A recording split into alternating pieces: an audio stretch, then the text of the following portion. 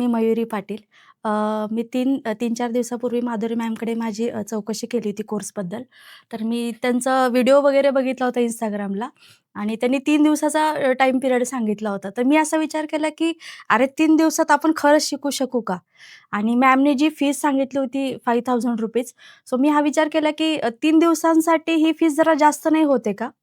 कारण की नॉर्मली कसं बाहेर मी फीसची चौकशी केली होती त्यावेळेस मला 20,000 ते 25,000च्या रेंजमध्ये फीस सांगितली होती आणि त्यांचे जे काही टॉपिक्स होते सेम मॅमकडे ते टॉपिक्स मला दिसले.